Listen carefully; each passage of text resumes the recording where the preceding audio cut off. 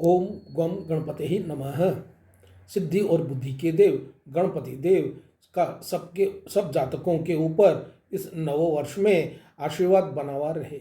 यह वर्ष आपके लिए उन्नतिमय, मंगलमय और आनंदमय बना हुआ रहे।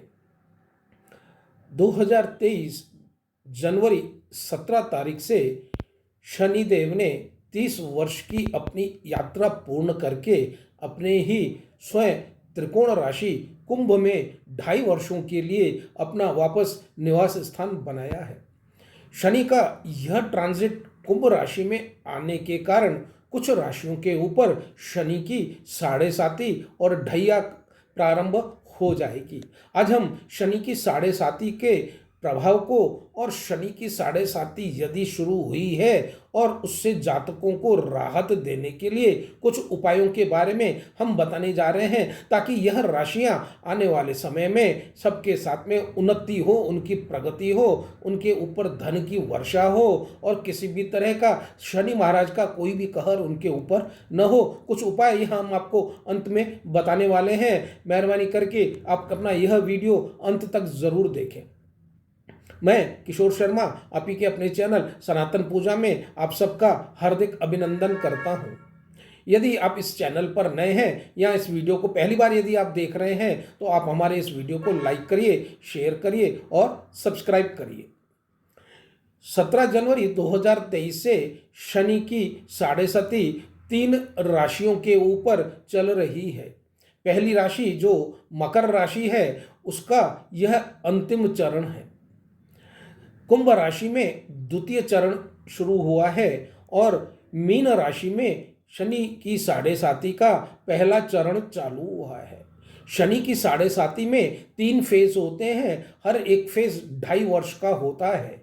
हर एक फेज के हिसाब से ही शनिदेव अपने इन जातकों को कुछ प्रभाव की वजह से कुछ कहर हो सकता है, किसी के लिए मेहरबानी हो सकती है और किसी के लिए यह बहुत ही अच्छा, शुभदायक, लाभदायक होता है।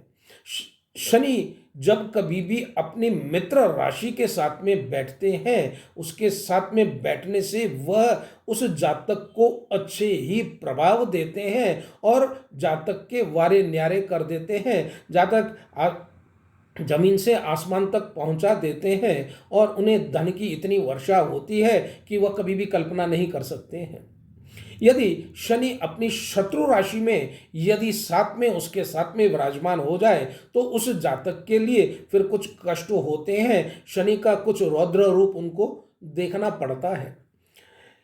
इन तीनों राशियों के लिए जिनमें शनि की 7.5 चल रही है, यदि ये कुछ उपाय करते हैं जो कि हम आपको बता रहे हैं तो इससे वह शनि की 7.5 का प्रभाव कम हो जाता है और शनि महाराज का आशीर्वाद बना हुआ रहता है। सबसे पहले अमावस्या के दिन जो कौन सी भी अमावस्या आती है, चाहे वह किसी भी महीने की हो, हर महीने में अमावस्या आती है। शुक्ल पक्ष में जो अंतिम तिथि होती है उसे पूर्णिमा के नाम से जाना जाता है और कृष्ण पक्ष की जो अंतिम तिथि होती है वह अमावस्या के नाम से जानी जाती है। हर एक महीने के हिसाब से उनका नाम होता है। जैसे कार्तिक अमावस्या होता है और यह जो महीना जो भी चल रहा होता है, माघ महीना चल रहा है, उसकी यदि जो अमावस्या होती है उसे माघ अमावस्या कहते हैं। अमावस्या के दिन जातक जो भी शनि की 7.5 या ढैया से प्रभावित हैं, सुबह को नहा करके स्नान करके सबसे पहले एक दीप शनि महाराज जी के सामने में लगाएं। वैसे शनि महाराज जी का फोटो या शनि महाराज जी की प्रतिभा कभी भी घर में नहीं रखी जाती है, लेकिन शनि महाराज जी को ध्यान करते हुए एक दीप लगाएं, शनि चालीसा का पाठ करें और दीप के अंदर एक लोहे की कील या कोई कॉइन, मेटल का एक कॉइन डालें, सरसों का तेल लें और उस दीप को प्रज्वलित करें और शनि चालीसा का पाठ करें। इसके बाद में खाना खाने से पहले कुछ चीज़ों का दान करना बहुत अच्छा माना जाता है।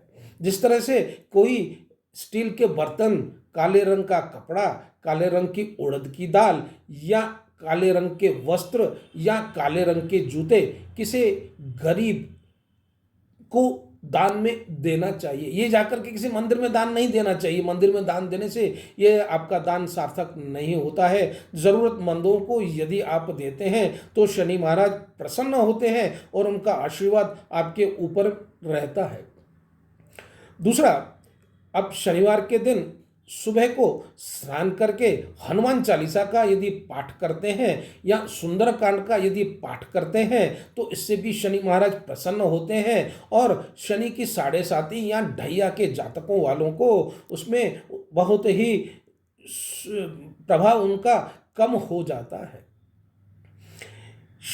हनुमान जी जब श्रीलंका में सीता माता के पास में गए थे तो उन्होंने शनि महाराज जी की जान को बचाया था। तब शनि महाराज जी ने ही हनुमान जी से वर मांगने के लिए कहा था। हनुमान जी ने यही कहा था कि जब कभी भी आपकी कोई दशा हो, महादशा हो, ढैया हो, साढ़े साती हो, जो कोई भी जातक यदि मेरा हनुमान चालीसा का पाठ करेगा, मुझे ध्याएगा, भगवान रामचंद्र जी का पाठ करेगा, सुंदरकांड का पाठ करेगा, तो आप उन्हें दंडित नहीं करेंगे। इसीलिए ही हनुमान चालीसा का पाठ शनि की साढ़े साती और ढैया वाले लोगों को कहा जाता है कि आप यह सुबह को स्नान पानी करके आप जरूर करिए। यह शनिवार के दिन भी आप कर सकते हैं, मंगलवार के दिन भी कर सकते हैं। यदि अमावस्या के दिन यदि किया जाता है तो इसका डबल इफेक्ट रहता है। दूसरा, शनिवार के दिन संध्या के समय में आप खीर का भोग बनाएं। घर में वह खीर का भोग बना करके एक दोने में, जो कि पत्थर का दोना होना चाहिए, उसमें डाल करके लेकर के उसके साथ में एक दीप लीजिए, अगरबत्ती लीजिए, एक कॉइन लीजिए और यह लेकर के आप पीपल के पेड़ के पास में जाइए। पीपल के पेड़ के पास में जाकर के दीप को प्रज्वलित करिए, खीर का भोग लगाइए और दीप जला करके शनि महाराज जी से प्रार्थना करिए और अपने पितरों से भी प्रार्थना करिए कि हे पितृदेव, हे शनिदेव, यदि हमारे ऊपर किसी भी तरह की कोई प्रभाव पड़ रहा है, हमारे घर में कोई भी अशांति है, हमारे घर में किसी भी तरह का कोई भी कलह है, तो आप उसे दूर करिए, सुख और शांति हमारे घर में प्रदान करिए, लक्ष्मी का वास हमारे घर में करिए और आपका आशीर्वाद हमें दीजिए। ऐसी प्रार्थना करने के बाद में आप पीपल के पेड़ के साथ परिक्रमा करिए, दीप को प्रज्वलित करिए, बाद में वह खीर का भोग वहाँ पे छोड़ दीजिए और वापस आप आ जाएं और पीछे की तरफ मोड़ करके बिल्कुल भी न देखें। शनि की साढ़े साती में या ढैया में ऐसा कहा जाता है कि पीपल के पेड़ की ही पूजा करनी चाहिए। पीपल के पेड़ की पूजा क्यों मान्यता है कि करनी चाहिए? एक ऋषि थे जिनका नाम था पिपलाद मुनि। पिपलाद मुनि पीपल के पेड़ के नीचे बैठ कर के बचपन से ही उन्होंने तपस्या की थी और पीपल के पत्ते खा करके ही उन्होंने अपना जीवन पूर्ण रूप किया था। एक समय वह पिपलाद मुनि पीपल के पेड़ के नीचे बैठ करके तपस्या कर रहे थे, तब नारद मुनि वहाँ से निकले। नारद मुनि जब वहाँ से निकले तो उन्होंने देखा कि पीपल के पेड़ के नीचे एक ऋषि बैठे हैं और वह अपनी तपस्या में लीन है। नारद मुनि ने उनका इंतजार किया और जब पिपलाद मुनि का वह तपस्या शांत हुई तो उस समय में पिपलाद मुनि ने नारद मुनि का आदर सत्कार करके उनसे पूछा, नारद मुनि, आप तो सब चीज़ों के ज्ञाता हैं, सब बातें आपको पता रहती हैं, आप मुझे थोड़ा सा इतना बताइए कि मैं बचपन से ही अपने माँ बाप से बिछड़ गया और यहाँ पीपल के पेड़ के नीचे बैठ कर के यह मैं घोर तपस्या कर रहा हूँ और पीपल के पत्तों को ही खा करके मैंने अपने जीवन का निर्वाण किया है। ऐसा क्या है कि मुझे यह दंड मिला, मैं अपने परिवार से भी अलग हो गया। तब नारद मुनि ने उनसे कहा कि जब आप अपने माता पिता के साथ में भ्रमण करने के लिए जा रहे थे तब शनि की जो तिरछी दृष्टि होती है वह भी अच्छी नहीं होती है। तो शनि की वह तिरछी दृष्टि पड़ने के कारण आप अपने पेरेंट्स के साथ में, आप अपने माता पिता के साथ में जा रहे थे और आप अलग हो गए और आपके माता पिता वहाँ से चले गए और उन्हें यह भी ज्ञात नहीं रहा कि आप कहाँ उनसे बिछड़ गए। अंत में आकर के आप उस जंगल में एक पीपल के पेड़ के नीचे बैठ करके आपने तपस्या आरंभ की। तब पिपलाद मुनि ने ब्रह्मा जी का आह्वान किया। ब्रह्मा जी का आह्वान करने के बाद में उनकी घोर तपस्या की। तब ब्रह्मा जी महाराज वहाँ पे प्रकट हुए और उनसे पूछा कि पिपलाद मुनि, आपने यह तपस्या क्यों की है और मेरा आह्वान आपने क्यों किया है? पिपलाद मुनि बोले कि मैं बचपन से ही अपने माता पिता से बिछड़ गया और शनि महाराज की तिरछी नज़र से मैं यहाँ पर पे इस जंगल में तपस्या कर रहा हूँ। और ऐसा क्या हुआ कि शनि ने अपनी तिरछी नज़र मेरे ऊपर डाली और मुझे उसका इतना प्रभाव हुआ। तब ब्रह्मा जी ने उनको संक्षेप में सब पूर्ण विधि बताई कि इस तरह से आप जा रहे थे और आपके साथ में इस तरह से हुआ और शनि महाराज के प्रकोप के कारण ही आपका यह हालत हुआ है।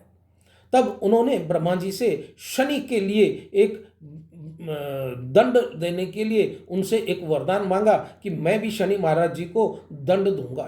उनके दंड के कारण यदि मेरा यह अवस्था हुआ है तो मैं भी शनि को दंड देना चाहता हूँ।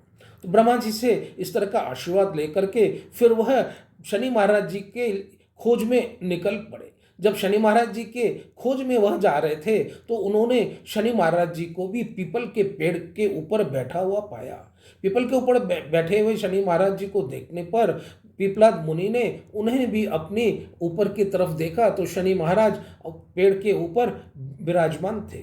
ब्रह्मा जी के दिए हुए उस वरदान और ब्रह्मा जी के दिए हुए उस अस्त्र के कारण उन्होंने वह शनि महाराज जी के ऊपर प्रहार किया। शनि महाराज जी के ऊपर प्रहार करने से शनि महाराज जी पीपल के पेड़ से नीचे की तरफ गिर पड़े।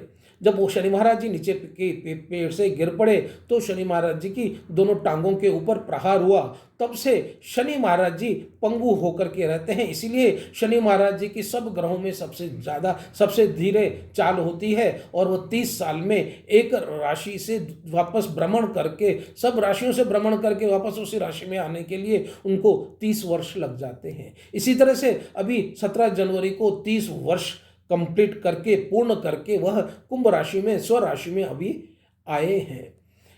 इसीलिए ही पीपल के पेड़ की पूजा की जाती है और वह शनि महाराज जो सबको दंड देते हैं, सबको दंडनायक देव हैं, वह पिपलाद मुनि से ही डरते हैं। इस तरह पीपल के पेड़ के नीचे जाकर के ओम पीपलादाय नमः का यदि जाप करते हैं, ओम प्राम प्रीम प्रौम सह शनिश्चराय नमः, ओम नीलांजनम समाभासम रविपुत्रम यमाग्रजम छाया मार्तंड संभूतानिम त्वम नमामि शनिश्चर, यदि इस मंत्रों का आप जाप करते हैं या संक्षेप में ओम शनिश्चराय नमः का 108 बार आप माला का यदि जाप करते हैं तो आपके ऊपर चलने वाली यह शनि के साढ़े साथी और ढैया का प्रभाव बहुत हद तक कम हो जाता है और इस प्रभाव के कम होने के कारण शनि महाराज प्रसन्न रहते हैं। यदि आपके शुभ ग्रह में यदि बैठे हुए होंगे आपको अपार धन संपदा देंगे और प्रभु से आप यही प्रार्थना करेंगे कि प्रभु आप हमारे शनि हमारे ऊपर जो भी ढैया या साढ़े साथी का इफेक्ट चल रहा है उसे आप हमें दया करिए और हमारे इस प्रभाव को आप कम करिए। इस तरह से यदि आप प्रार्थना करते हैं, यदि यह उपाय यदि आप करते हैं, आपके ऊपर धन की अपार संपत्ति प्राप्त होती है, धन की वर्षा प्राप्त होती है, आपका कैरियर बढ़ता है, आपके प्रॉपर्टीज़ में बड़ा हो सकता है, आपके लिए जो असुविधा जो आप लोगों ने भोगी हैं या भोग रहे हैं वह सब धीरे धीरे होकर के कम हो जाते हैं। इसी तरह के उपाय यदि आप करेंगे तो आपके जीवन सुख में रहेगा। अब मिलते हैं अगले वीडियो में, तब तक के लिए मुझे प्रणाम दीजिए। जय श्री राम।